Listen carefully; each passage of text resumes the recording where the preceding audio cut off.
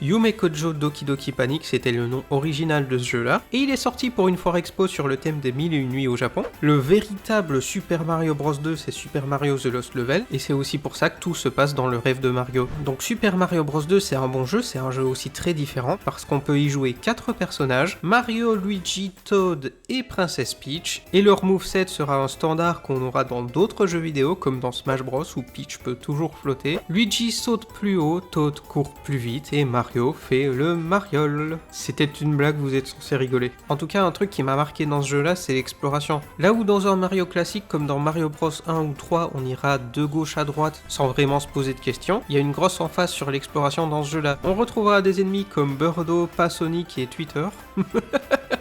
Et certains reviendront bien souvent dans les nouveaux jeux, comme les Mascas par exemple, et je trouve que les environnements sont vraiment cool. On se balade dans la neige, dans les cieux, dans les pyramides, dans les décors, les masques de l'enfer qui te poursuivent partout. Pendant longtemps, c'était l'un de mes Mario préférés justement grâce à sa différence. Et là, je joue sur la version Mario All-Star, et comme je l'ai déjà dit, le pixel art dans cette version, c'est du caviar. Il savait exactement ce qu'il faisait. Ça n'a pas vieilli parce que le pixel art reste très joli. Et une œuvre qui ne vieillit pas, c'est quand même le témoignage d'un grand savoir-faire. Que dire de plus si ce n'est que c'est probablement le jeu qui m'a donné l'addiction des jeux de hasard.